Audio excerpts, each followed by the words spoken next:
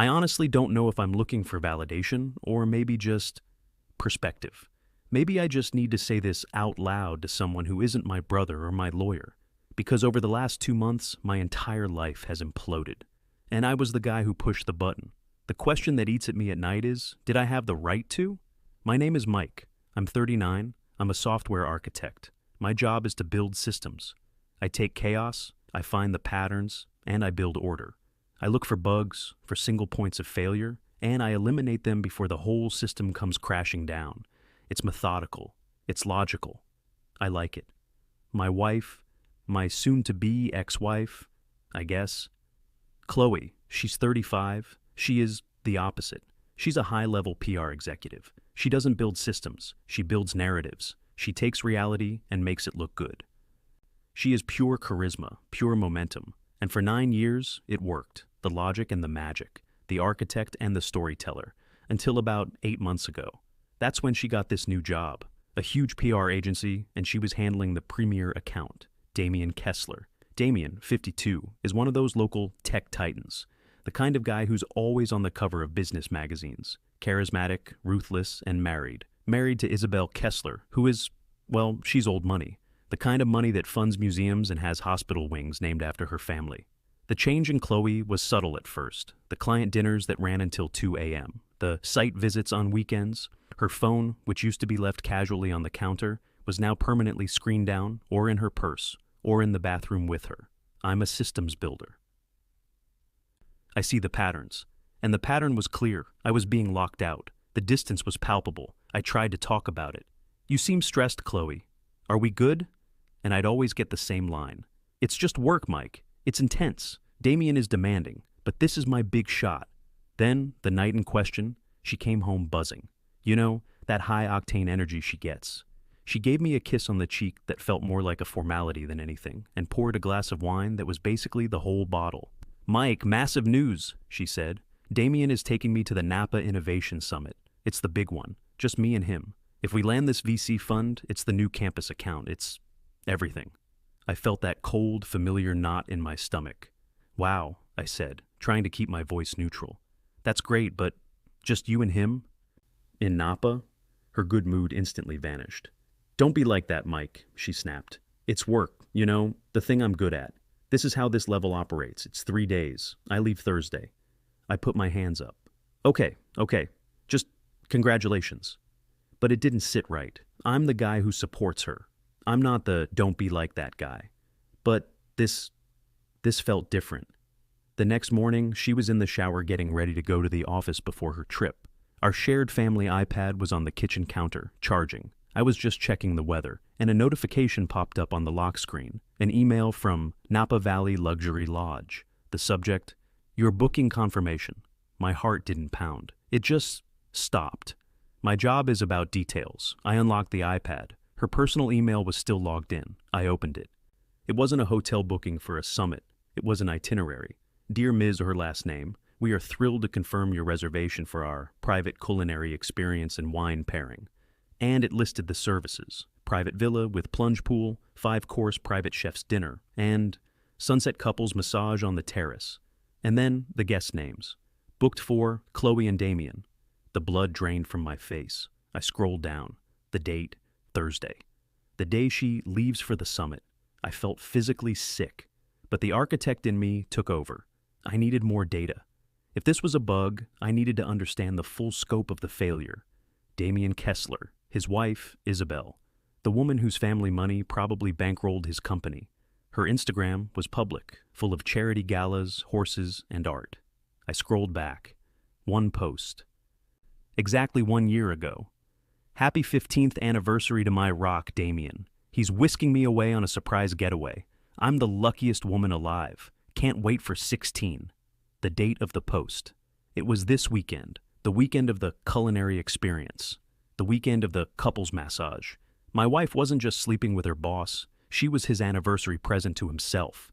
She was filling in for his wife on their 16th anniversary. I felt a sudden, strange calm wash over me. The hurt was there, deep and cold, but on the surface there was just logic. A problem to be solved, a system that had been corrupted and needed to be corrected. Chloe came out of the bathroom, wrapped in a towel. Hey, can you iron my silk blouse? The one I need for the summit dinner? She asked. I just nodded. Sure. While the iron heated up, I picked up my phone, and I sent her a text, even though she was in the next room. Hey, trip sounds intense. Work hard. Land the deal. Love you. She glanced at her phone and smiled. Thanks, babe. You're the best. As soon as she left for the office, humming, travel bag in hand, I got to work. The architect took over. I wasn't going to scream. I wasn't going to break things. I was going to dismantle her system, one logical piece at a time. First, Isabel Kessler, the wife. Her charity foundation's website was easy to find. On the board of directors page, there was her contact, an assistant's email, and what looked like her direct. I forwarded the Napa Valley Luxury Lodge confirmation from my own email, the full itinerary, the private villa, the sunset couples massage. I thought about the subject line for a long time. I didn't want it to be missed. I settled on, regarding Damien's anniversary trip. In the body of the email, I was brief and direct. Mrs. Kessler, my name is Michael Chloe, her last name's husband. I believe our spouses are planning to celebrate your 16th anniversary together.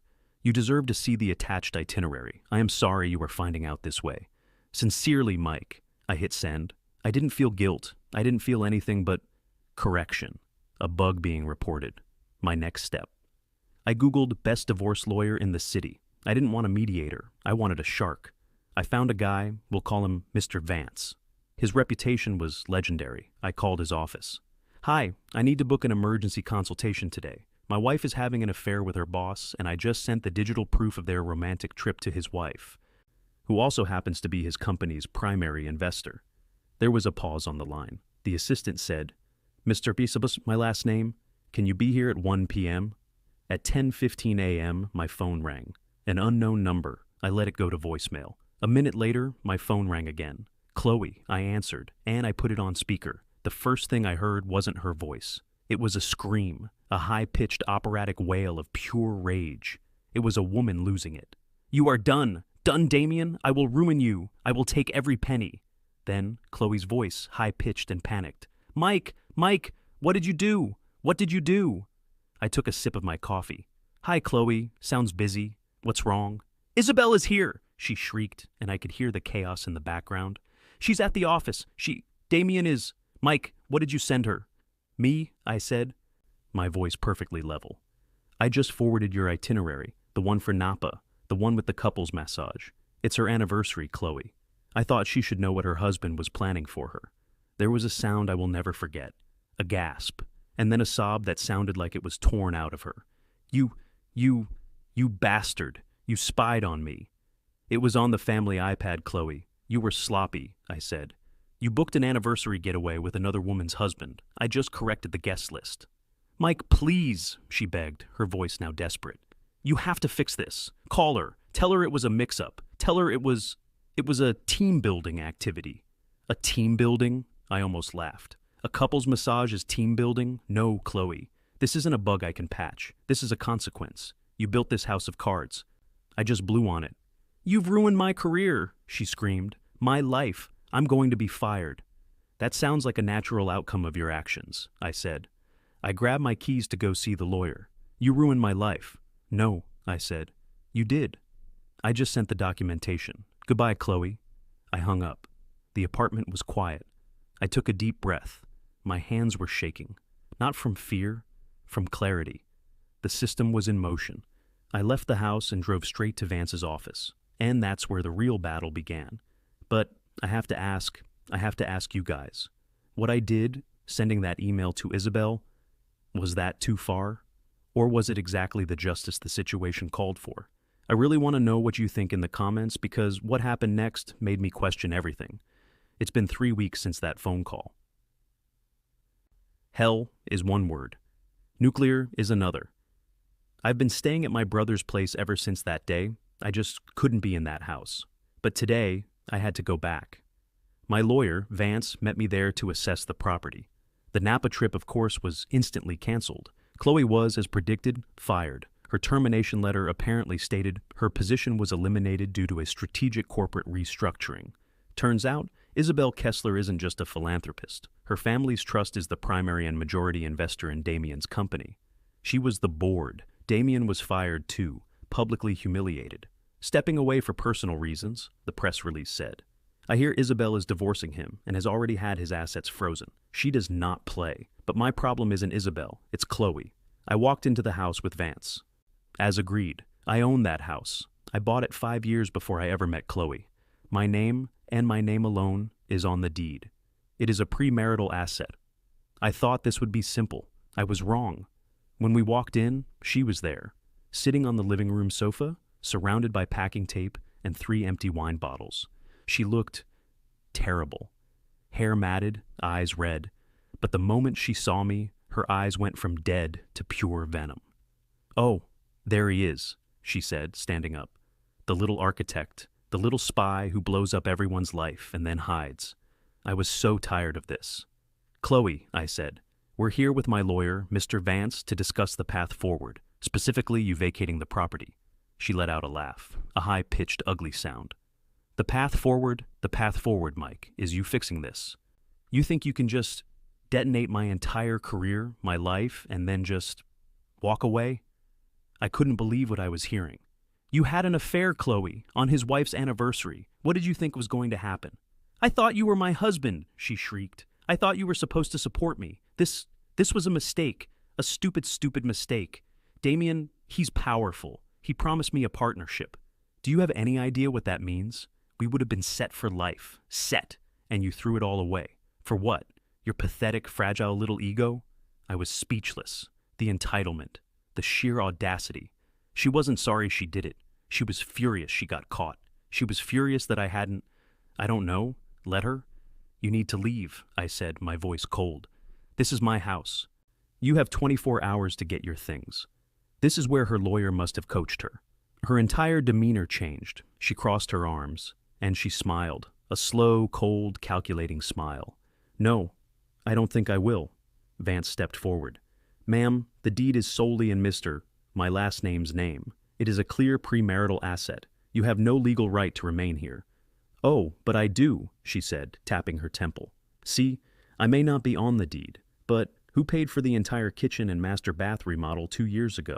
Who paid for the high-end appliances and the imported marble? I did. $95,000. From my inheritance, actually. That money is now commingled with this property. That's my equity, so this house is just as much mine as it is his, and I am not going anywhere until I get my half, or until a judge makes me. And we both know how long that takes. Vance and I looked at each other. She was right. She'd used an inheritance she got 3 years ago to fund a massive renovation. That value was now commingled. This just went from a simple eviction to a protracted, ugly, expensive legal battle over occupancy. She knew she had me. So, she mocked, the path forward is you paying me, Mike. You either buy me out, or we sell the house and split it. Until then, I guess I'm your roommate. She's dug in. She's in the guest room, but she's here, making my life a living hell. She blasts music at random hours. She accidentally leaves the stove on. She forgets to lock the front door. It's psychological warfare, and the entitlement has spread. Her mother, Karen, called me, not once, 15 times. Mike, you have to stop this. You are destroying her. A man like Damien, he's powerful. She was cornered, Mike. She is a victim here. You're supposed to be her protector, and you fed her to the wolves. What kind of man does that? Karen, I said for the 10th time. She booked a couples massage. She wasn't cornered. She was packing silk blouses. You are a cold, cold man, she hissed and hung up. So now, I'm in a legal stalemate. I can't get her out without a court order, and that takes time. She's in my house actively hostile, demanding half of my property. My lawyer is filing for an emergency order of exclusive occupancy, citing her infidelity and creation of a hostile environment.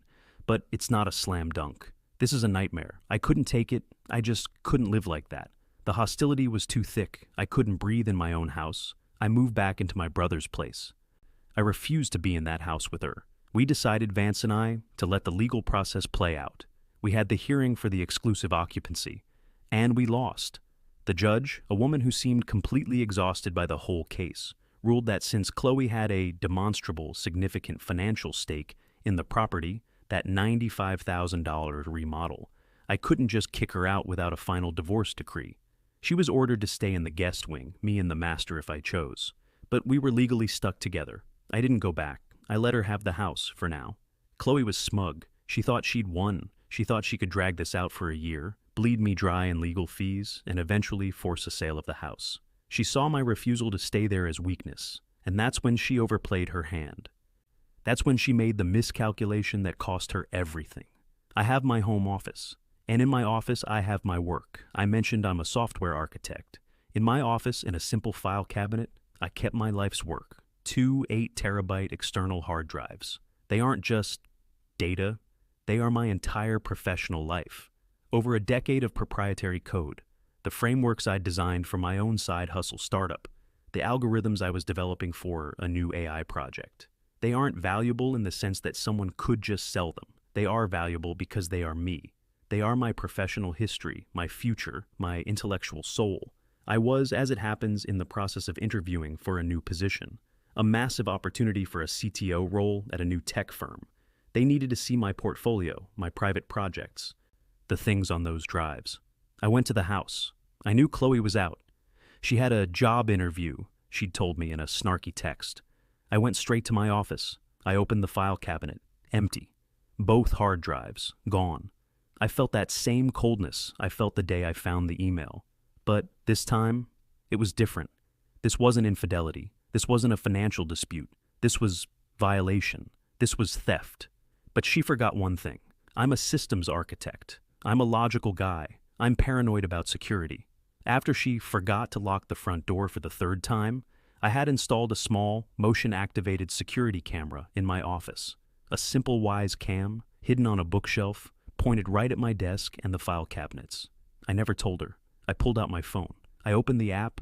I checked the footage from the day before. 10:32 a.m.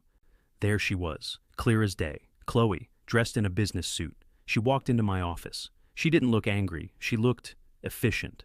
She went to the cabinet, opened the drawer, methodically took both hard drives, unplugged them carefully, and put them in her designer handbag. She then took my personal laptop from my desk, the dock, and the cables, and packed those in the bag too. This wasn't an act of passion. This wasn't a crime of opportunity. This was calculated leverage. She was going to hold my entire career hostage. She was going to destroy my professional future the same way she felt I had destroyed hers. I didn't call her. I didn't text. I didn't even call the police. Yet. I called my lawyer. "Vance," I said, my voice low and shaking with a rage I didn't even know I had. She did it. She stole my drives, my hard drives, my entire professional portfolio, and I have it all on video. I heard Vance take a sharp breath on the other end of the line. "Mike," he said, and his voice had a new steel edge to it.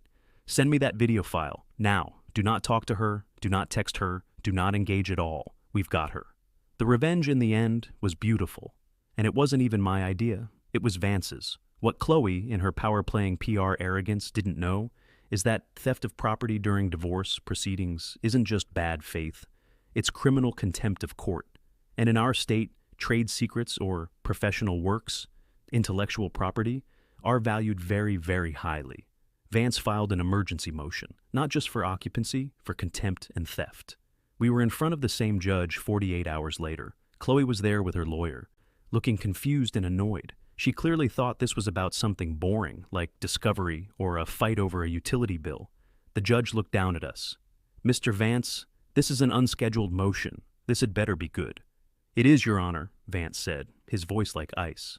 2 days ago, the defendant, in clear violation of the automatic temporary restraining orders that prevent the removal or hiding of assets, entered my client's private office and stole his professional work, his hard drives containing his entire career's worth of intellectual property. Your Honor, we have a video. He passed the flash drive to the clerk, and they played it. On the large courtroom monitor, the entire 5-minute clip. Chloe, calm, methodical, stealing. Chloe's lawyer looked at her. His face went white as a sheet. I swear I heard him whisper, "What did you do?" Chloe was staring at the screen, her mouth open. The judge was livid. She took off her glasses. She leaned forward. "Ms. her last name," she said, her voice dangerously quiet. "You came into my courtroom 2 weeks ago. You claimed you were a victim. You claimed you needed this court's protection to keep your home. And then, you did this? You committed theft of your husband's professional property? In the middle of litigation?" Chloe started to stammer. I was just moving them for safekeeping." "Safekeeping?" the judge roared, and it was the first time I'd ever seen her raise her voice. Safekeeping in your handbag? You lied to my face. This is an act of breathtaking bad faith. This is criminal. And the consequences? Oh, they were so sweet. 1. The house. The judge reversed her previous ruling on the spot. Motion for exclusive occupancy is granted, effective immediately. Miss, her last name, you will vacate the premises by 5 p.m. today. A sheriff's deputy will escort you to retrieve your personal clothing, and only your personal clothing, and the stolen property, which you will return to Mr. My last name, now. 2. The contempt. She was found in criminal contempt. Fined $15,000. 3. The divorce. The judge was so incensed by her bad faith actions that it poisoned the entire case. Her claim for spousal support? Denied. Completely. The judge ruled that her attempt to financially sabotage her husband proved she was not arguing in good faith.